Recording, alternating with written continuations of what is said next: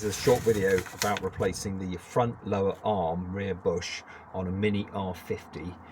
That's the new one in place, and to get there, first of all, I removed the outer ball joint nut and freed it using that tool, and then a long arm pickle fork to free it from that ball joint there.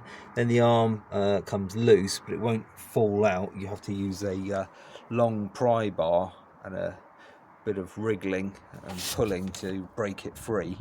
Then you're left with this old bushing, which is in place, seized in place in my case, and I cut horizontally using a reciprocal saw, and it went quite easily through. It didn't take long.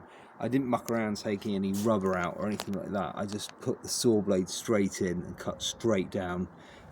Worth checking both ends to make sure you're not going too deep. I did nick the back side actually, thinking it was not at the right angle, but it went through quicker than I thought. Once it went through, the actual bushing was happy to move backwards and forwards, but not fully clear. I think the problem was I had corrosion on the back which needed rubbing off before it could be pushed through, so that used up a bit of time figuring that out. But then once that's clear, you clean up the hole it was in, and then you can put the bushing in. I had trouble lining it up, so I actually bought a bushing set. You can see the numbers I've used for each side, and that really helped me to get it aligned.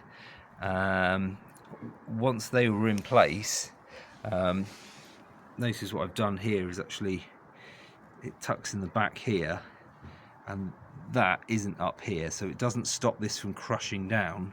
This was merely just kind of to keep it central, so I left enough space for here for the poly to squeeze and go in, and then it's just, I've got a 19mm bolts on each end. I just slowly wound it in. Once it's in, then you have to grease the inner bushing, and you slot that in, and there's another washer that goes on the outside which protects it from the welds which were originally on here. I've given it a bit of a spray, and then to finally get it in, it's not that the bushing's a tight fit, it's the angle. You need to kind of try and get it as level as possible, and that ball joint can be a problem. So I've used a ratchet, as others have used in the past, managed to pull it up, and at the same time kind of hammer at an angle once I've got the torque on, just to tap it up and in, so I can get the thread through. And then once that's in, that's fine. So I just it fully drops straight in then, and I'm just going to torque these up. I think they're 60 Newton meters a piece, and then that's the job done. Hope that helps. Thanks.